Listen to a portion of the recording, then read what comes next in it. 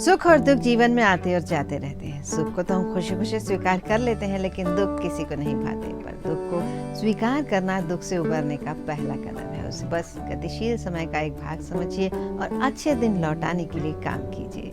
भाग्योदय के सभी दर्शकों को नुपुर शर्मा का नमस्कार और आप सभी का दिन मंगलमय हो, ऐसी हमारी शुभकामना है। आज सोमवार का दिन है, 30 सितंबर 2024। अश्विन मास के कृष्ण पक्ष की त्रयोदशी तिथि है आज, जो शाम 7:06 तक रहेगी और उसके बाद चतुर्दशी तिथि का आरंभ होगा। आज पूर्व फाल्गुनी नक्षत्र है जो पूरे दिन रहेगा और शुभ योग रात 1:17 तक है। उसके बाद शुक्ल योग शुरू हो जाएगा। आज अभिजीत मुहूर्त भी है जो दिन में 11:53 से 12:40 तक रहेगा। राहु काल सुबह 7:50 से शुरू हो चुका है और आज 9:19 तक रहेगा। सूर्य कन्या राशि पर संचार कर रहे हैं और चंद्रमा सिंह राशि पर संचार कर रहे हैं। आज मास शिवरात्रि व्रत है। शिव आराधना के लिए एक महत्वपूर्ण समय होता है और साथ ही अक्टूबर महीना शुरू होने वाला है, जिसमें कई बड़े ग्रह राशि परिवर्तन कर रहे हैं, जिससे कुछ राशि के जातकों के जीवन में नकारात्मक प्रभाव दिखाई दे सकता है। साल का दूसरा और अंतिम सूर्य ग्रहण भी इसी सप्ताह है। सूर्य और मंगल अपनी नीच राशि में प्रवेश करने वाले हैं। इस महीने शनि अपनी मूल त्रिकोण राशि कुंभ में, केतु कन्या में और राहु मीन राशि में रहेंगे। ग्रहों के राजकुमार बुध 10 अक्टूबर को सुबह 11:25 पर तुला राशि में प्रवेश करेंगे। ग्रहों के सेनापति मंगल 20 अक्टूबर को दोपहर 2:46 पर अपनी नीच राशि कर्क में प्रवेश कर रहे हैं। ग्रहों के राजा सूर्य भी अपनी नीच राशि तुला में 17 अक्टूबर की सुबह 7:52 पर प्रवेश करेंगे। शुक्र ग्रह 13 अक्टूबर को सुबह 6:08 पर वृश्चिक राशि में प्रवेश करेंगे। इसके अलावा देवगुरु बृहस्पति 10 अक्टूबर को वृषभ राशि में उल्टी चाल चलने लगेंगे, यानी वक्री हो जाएंगे। और चंद्रमा तो हर 2.5 दिन में राशि परिवर्तन करते ही हैं। ऐसे में 15 दिन शुभ और 15 दिन अशुभ फल देते हैं। और आज सोमवार का दिन है, तो इस सप्ताह क्या कहती हैं हमारी 12 राशियां और हर राशि के जातक को क्या मिलने वाला है, आइए आज जान लेते हैं। मेष राशि के जातकों के लिए अक्टूबर का महीना बहुत ही विशेष साबित होगा। मेष राशि के स्वामी मंगल 20 अक्टूबर को अपनी नीच राशि कर्क में प्रवेश करेंगे, जिसके चलते ये गोचर राशि के चौथे भाव में होगा। मंगल की नीच राशि में गोचर करने से सेहत में कुछ प्रभाव देखने को मिल सकता है, साथ ही माता के स्वास्थ्य में भी गिरावट देखने को मिल सकती है। सूर्य भी अपनी नीच राशि यानी तुला में है, तो इस गोचर का प्रभाव मेष राशि के जातकों के संतान भाव को प्रभावित करेगा। वहीं गुरु का वक्री होना कुछ न कुछ आर्थिक परेशानी लेकर आ सकता है। ऐसे में करियर और व्यापार में भी असर देखने को मिल सकता है। नौकरी के अच्छे योग बन रहे हैं। करियर और व्यापार के लिए ये सप्ताह अच्छा साबित हो सकता है। वृषभ राशि वाले आर्थिक रूप से मजबूत स्थिति में नजर आ रहे हैं और त्योहारों को एंजॉय करते हुए कुछ निवेश पर भी ध्यान जरूर दें। करियर में उन्नति का समय है। यदि नौकरी की तलाश में है तो ये महीना आपको निराश नहीं होने देगा। व्यापारिक मामलों को लेकर साझेदारी से जरूर बचें। साथ ही बहुत बड़े संपत्ति से जुड़े हुए मामलों में सफलता मिल सकती है। आर्थिक स्थिति में सुधार आ सकता है और अच्छे मुनाफे के योग भी बनेंगे। अगर छात्र हैं, विद्यार्थी हैं, तो अपनी पढ़ाई को बेहतर बनाने के लिए कोचिंग क्लास ज्वाइन कर सकते हैं। स्वास्थ्य के मामले में चिंता करने की कोई जरूरत नहीं है और यदि माता पिता की सेवा करने का, उनके चरण दबाने का मौका मिले तो हिचकिचाहट बिल्कुल न करें। इससे आपको उनका प्यार और आशीर्वाद मिलेगा, अपनत्व मिलेगा। प्रेम संबंधों में क्रोध को स्थान नहीं दें, बल्कि कठिन स्थितियों में भी धैर्य बनाए रखें। अब बात करते हैं तीसरी राशि यानी मिथुन राशि की। तो मिथुन राशि के जातकों को इस सप्ताह थोड़ा संभल कर रहना चाहिए। आपके जीवन में ग्रहों का प्रभाव मिला जुला होगा और इस समय मंगल का गोचर आपके लिए धन हानि के योग बना रहा है, इसलिए थोड़ा सा सावधान रहें। इस समय काम का तनाव भी ज्यादा रह सकता है। संतान संबंधी कुछ परेशानियां भी आ सकती हैं और सूर्य के तुला राशि में होने से विशेष सावधानी भी आपको बरतनी होगी, क्योंकि इससे कहीं न कहीं मान सम्मान में थोड़ी गिरावट देखने को मिल सकती है। लेकिन शुक्र का गोचर आपके लिए बेहतर साबित होगा।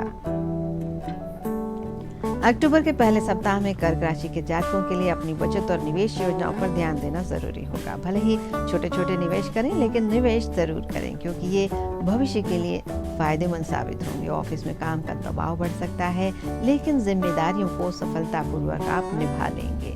विदेशी कंपनियों में काम करने वाले जातकों की आय में बढ़ोतरी होने की संभावना है। इस सप्ताह व्यापार का विस्तार कर सकते हैं। दवाइयों का छोटा व्यवसाय करने वालों को इस बार स्टॉक तैयार कर लेना चाहिए। और युवा वर्ग है तो मित्रों के साथ समय बिताएं और यदि विदेश जाने की योजना बना रहे हैं तो अपनी कोशिशों को थोड़ा सा बढ़ा दें। जिनका वजन बढ़ रहा है उन्हें स्वास्थ्य के प्रति सतर्क रहना चाहिए और जीवन साथी का सहयोग भी इस सप्ताह मिल सकता है। पैतृक संपत्ति से लाभ मिल सकता है।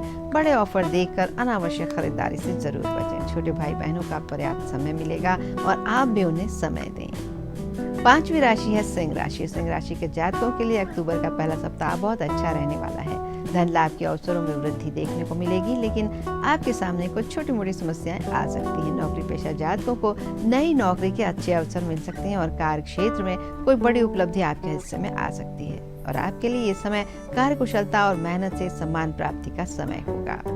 6वीं राशि कन्या। इस राशि के जातकों को इस सप्ताह अपने व्यवहार में सहजता बनाए रखनी चाहिए। जैसा वो दूसरों के साथ व्यवहार करेंगे वैसा ही उन्हें प्रति उत्तर में प्राप्त होगा, जो प्रकृति का नियम भी है। किसी पर अचानक क्रोध करने से बचें, क्योंकि इससे वातावरण बिगड़ सकता है। और सप्ताह के अंत में आपकी सेहत और नेतृत्व क्षमता की प्रसन्नता भी हो सकती है। व्यापारियों को अपनी बचत का ध्यान रखना चाहिए और पूरे समय सतर्क रहें, क्योंकि कुछ लोग स्वार्थ से आपको नुकसान पहुंचाने की कोशिश कर सकते हैं। युवा वर्ग करियर के प्रति सतर्क रहें, नहीं तो अवसर चूकने में देर नहीं लगेगी और किसी अवसर को हाथ से बिल्कुल भी न जाने दें। सेहत का ध्यान रखें, गरिष्ठ भोजन से बचें और जो किसी गंभीर बीमारी से जूझ रहे हैं ऐसे लोग खासकर इस बात का ध्यान रखें कि तबीयत खराब ना हो पाए। मनोरंजन से जुड़े खर्च बढ़ सकते हैं और वैवाहिक जीवन को ठीक करने का समय चल रहा है, तो मना ले अपने जीवन साथी को। तुला राशि के लोगों के लिए ये सप्ताह कार्य क्षेत्र में सफलता और मानसिक प्रसन्नता लेकर आएगा। कार्यस्थल पर आपकी प्रशंसा हो सकती है और माहौल उत्साहपूर्ण बना रहेगा, जिससे आपके सहकर्मी और अधीनस्थ भी ऊर्जावान महसूस करेंगे। सरकारी नौकरी करने वालों की पदोन्नति इस बार पक्की होती नजर आ रही है। रियल एस्टेट से जुड़े हैं तो आप अच्छा लाभ कमा सकते हैं और साथ ही नए प्रोजेक्ट्स की रूपरेखा भी तैयार होगी और कोर्ट कचहरी के मामलों में भी सफलता मिल सकती है। विद्यार्थी वर्ग के भविष्य के लिए गंभीर चिंता आपको बनी रहेगी, लेकिन ज्यादा चिंता ना करें, बस अपने काम पर ध्यान दें। और स्वास्थ्य बिगड़ने से पढ़ाई में थोड़ी रुकावट पैदा हो सकती है, इसलिए कोशिश करें कि स्वस्थ बने रहें। पैरों में चोट लगने से बचें। धार्मिक यात्रा का विचार बन सकता है और यदि किसी से मनमुटाव चल रहा है तो उसे भी इस समय दूर कर लें। वह आपके आगे बढ़ने की प्रतीक्षा में है। और इस समय की शुरुआत वृश्चिक राशि के जातकों के लिए भक्तिमय वातावरण से होगी। देवी की उपासना से मानसिक शांति मिलेगी। 12 अक्टूबर के बाद कुल से शुभ समाचार मिलने की भी संभावना है और कोई अधूरी मनोकामना भी पूरी हो सकती है। ऑफिस में आपको नया प्रोजेक्ट मिल सकता है, लेकिन उच्च अधिकारी ये जिम्मेदारी देकर आपकी क्षमताओं की परीक्षा लेने वाले, इसलिए सावधान रहें और पूरी कुशलता अपने काम में दिखाएं। व्यापार करने वालों के लिए कुछ चुनौतियां बनी रहेंगी, जो धीरे धीरे ही दूर हो पाएंगी। विद्यार्थी वर्ग त्योहार की आड़ में अपनी पढ़ाई को बिल्कुल भी अनदेखा ना करें और सेहत के मामले में मौसम बदलने का समय है, इसलिए थोड़ा सा सावधान रहें। इस राशि के छोटे बच्चों को इन्फेक्शन होने की आशंका है और अभिभावक इसलिए उन्हें लेकर बहुत सतर्क रहें। बड़े भाइयों के साथ संबंध मधुर बने रहेंगे। घर की कीमती वस्तुओं को सुरक्षित रखें, क्योंकि उनके चोरी होने या खो जाने का खतरा बना हुआ है। राशि चक्र की 9वीं राशि है धनु और इस धनु राशि के जातकों के लिए मीठी वाणी से लोगों के दिल जीतने की कोशिश करने का समय है, क्योंकि गुप्त शत्रु आपको नुकसान पहुंचाने का प्रयास कर सकते हैं, इसलिए गुप्त शत्रुओं से सदैव चौकन्ने रहें। कार्यक्षमता पर विश्वास बनाए रखें। जो भी काम मिले उसे दूसरों को देने की जगह खुद करने की कोशिश करें। महत्वपूर्ण डॉक्यूमेंट किसी से शेयर नहीं करें और इस समय दूसरों पर भरोसा मुश्किल में ला सकता है, मुश्किल में डाल सकता है। व्यापार करते हैं तो बड़े जोखिम से बचें। खासकर इस सप्ताह के बाद महीने के मध्य में ग्रहों की स्थिति किसी बड़े नुकसान का संकेत दे रही है, तो इसके लिए भी ध्यान रखें। युवाओं को दोस्तों से सहयोग मिलेगा। पुराने दोस्तों से मिलकर अच्छा महसूस करेंगे। पढ़ाई को नए सिरे से स्टार्ट करने का ये सही समय है, लेकिन त्वचा से संबंधित समस्याओं के प्रति सतर्क रहें और कोई भी नई चीज इस्तेमाल करने से बचना होगा। इस समय आपको पारिवारिक विवादों से दूर रहना आपके लिए फायदेमंद रहेगा। भूमि, भवन, मकान की खरीद हो सकती है और ग्रहों की स्थितियां इसमें आपका सहयोग जरूर करेंगी। 10वीं राशि मकर राशि के जातकों के लिए यह समय धर्म कर्म में रुचि बढ़ाने वाला रहेगा। यदि संभव हो तो कन्या भोज अवश्य कराएं। कला जगत से जुड़े लोगों को सफलता मिल सकती है और उनकी प्रतिभा में और भी अधिक निखार आएगा। ऑफिस में चारों ओर की गतिविधियों का ध्यान रखें। बॉस किसी नए प्रोजेक्ट की जिम्मेदारी भी आपको सौंप सकते हैं। आयात निर्यात से जुड़े व्यापारियों को लाभ मिल सकता है और मेडिकल फील्ड से जुड़े व्यापार में ग्रोथ के साथ साथ नई योजनाओं का लाभ भी आप ले पाएंगे। युवाओं को करियर को लेकर असमंजस की स्थिति का सामना करना पड़ सकता है। ऐसे में पिता, बड़े भाई या किसी गुरु का मार्गदर्शन लेना चाहिए। हेल्थ को लेकर वाहन चलाते समय जरूर सावधानी बरतें, क्योंकि किसी दुर्घटना की आशंका बन रही है और बजट से अधिक खर्च करने से आर्थिक तंगी भी आपको परेशान कर सकती है। अपनों के बीच अहंकार रिश्तों को कमजोर कर रहा है, इसलिए अहंकार करने से बचिए और थोड़ा सा झुक कर चलें। संतान की उन्नति का समय है, उनकी ओर से कोई शुभ समाचार भी मिल सकता है। 11वीं राशि कुंभ राशि के जातकों के लिए सप्ताह की शुरुआत कुछ असुविधाओं को ला सकती है, उनका सामना करना पड़ सकता है, लेकिन आगे चलकर स्थिति में सुधार होगा। मानसिक भार को कम करने के लिए अपनों के साथ अधिक समय बिताना होगा और सरकारी नौकरी करने वालों की आय बढ़ सकती है। इस नए प्रोजेक्ट्स में आपको रुचि रहेगी, लेकिन ऑफिस के अधूरे कामों को पूरा करने में और इसे पाने में आप लोगों से दूर हो सकते हैं। व्यापारी वर्ग संचित धन का उपयोग व्यवसाय विस्तार के लिए कर सकते हैं। विदेशी सामानों की बिक्री करने वाले खुदरा व्यापारी अच्छा मुनाफा इस दौरान कमा सकते हैं। बैंकिंग और फाइनेंस के विद्यार्थियों को अच्छे परिणाम मिलेंगे और स्किन से संबंधित समस्या हो या फिर लंबे समय तक एक ही स्थान पर बैठने से होने वाले बैक पेन को लेकर आप काफी परेशान हो सकते हैं। इस बात का ध्यान रखते हुए अपने रूटीन को, अपने दिनचर्या को ठीक करें और हेल्दी फूड के साथ साथ एक्सरसाइज करें। परिवार के साथ जुड़ाव बढ़ेगा और वाहन लेने की योजना से परिवार में आर्थिक सहयोग मिल सकता है आपको। राशि चक्र की अंतिम राशि है मीन राशि और इस राशि के जातकों को इस सप्ताह की शुरुआत में दूसरों के साथ साथ स्वयं के आत्मसम्मान को चोट न पहुंचे, इस बात का बहुत ध्यान रखना होगा। यदि कोई आपकी मदद से इनकार करे तो निराश नहीं होइए, अपनी क्षमताओं पर भरोसा बनाए रखिए। हर काम को पूरा करने में आप सक्षम हैं, इस बात को जानते हुए आगे बढ़ें। ऑफिस में आपके कामों का श्रेय कोई और ना ले, इसके लिए बहुत सतर्क बने रहें। उच्च अधिकारियों के साथ कम्युनिकेशन गैप ना करते हुए अपने काम की जानकारी उन्हें देते रहें। नौकरी में बदलाव के लिए ये समय बिल्कुल अनुकूल नहीं है, इसलिए नई कंपनियों से आवेदन मिलने तक धैर्य बनाए रखें। रिटेल व्यापारी यानी खुदरा व्यापारियों को इस समय कुछ परेशानी हो सकती है और बड़े व्यापारी उधारी को वापस लेने में सफलता पा सकते हैं। और इस सप्ताह के बाद महीने के मध्य में अटके हुए सरकारी कामकाज भी आपके बन सकते हैं। युवाओं को प्रेम संबंधों को बनाए रखने के लिए थोड़ा अधिक प्रयास करना पड़ेगा। स्वास्थ्य पर जिन्हें हाल ही में किसी बात का ऑपरेशन कराया है, वो सिर्फ आराम करने को महत्व दें। रिश्तों में समय न दे पाने से आपको तनाव हो सकता है। जो लोग परिवार से दूर रहते हैं वो इस बार घर अवश्य जाएं और दिखावे के चक्कर में अत्यधिक खर्च करने से जरूर बचें। तो ये था 12 राशियों का साप्ताहिक राशिफल। और आइए अब आगे बढ़ते हैं और बात करते हैं हवन की। सनातन परंपरा में हवन और यज्ञ बहुत महत्वपूर्ण चीज है। इनके बिना कोई भी मांगलिक कार्य पूरे नहीं होते। किसी भी मांगलिक कार्य में शुद्धिकरण और भगवान के आह्वान के लिए हवन या यज्ञ आयोजित किया जाता है।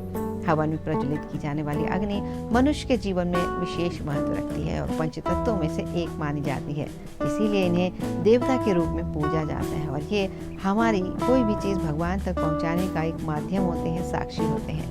हवन या यज्ञ के आयोजन से देवी देवताओं को आहुति दी जाती है, जिससे वो प्रसन्न होकर साधकों की सभी मनोकामनाएं पूरी करती हैं। इसलिए किसी भी महत्वपूर्ण कार्य जैसे गृह प्रवेश, उपनयन संस्कार और सभी प्रकार के पूजा पाठ में हवन जरूर किया जाता है। किसी भी नए काम को शुरू करने से पहले अगर हवन करा लिया जाए तो उस काम में किसी प्रकार की बाधा नहीं आती है।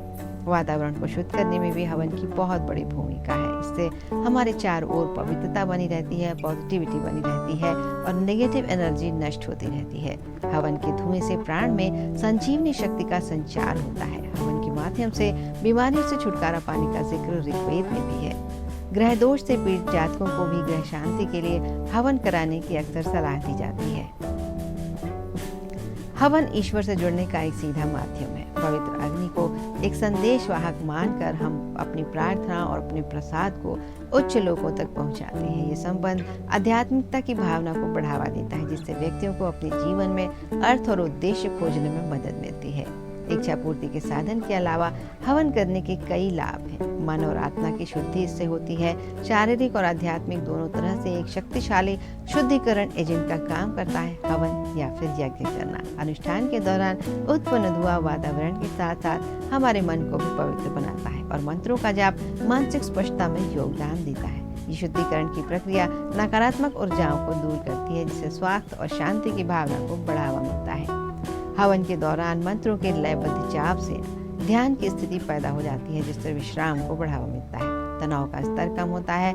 पवित्र अग्नि में घी, दसांग और अन्य प्राकृतिक पदार्थों की आहुति देना भौतिक आसक्तियों को छोड़ने का भी प्रतीक है, जिससे मानसिक शांति की भावना बढ़ती जाती है। हवन ईश्वर से जुड़ने का जो हमारा सीधा माध्यम है और प्रार्थनाओं और प्रसाद को आगे तक ले जाता है, हमारी मन की अच्छी भावनाओं को, आगे बढ़ने की भावनाओं को बढ़ावा देता है। तो मंत्रोच्चार से उत्पन्न कंपन और हवन की ऊर्जा शारीरिक, मानसिक और आध्यात्मिक पहलुओं में एक अनोखा सामंजस्य बनाती है, जो हमारे समग्र कल्याण में योगदान देता है। हवन करने का अनुशासन एकाग्रता और ध्यान में हमें एक सीध में बनाए रखता है, जिससे हमारी मानसिक स्पष्टता बढ़ती है। विशिष्ट उद्देश्यों के लिए भी कई प्रकार के अलग अलग हवन किए जाते हैं।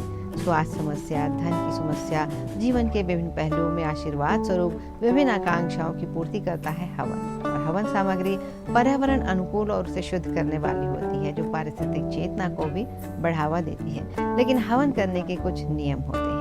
जिस तरह हवन करने से घर में सकारात्मकता आती है, ठीक उसी तरह हवन राख के साथ भी उससे नकारात्मक ऊर्जा दूर होती है। हवन की भस्म को अपने दफ्तर, कार्यस्थल, घर के सभी कोनों में छिड़कने से नकारात्मक ऊर्जा दूर होती है और सुख समृद्धि आती है।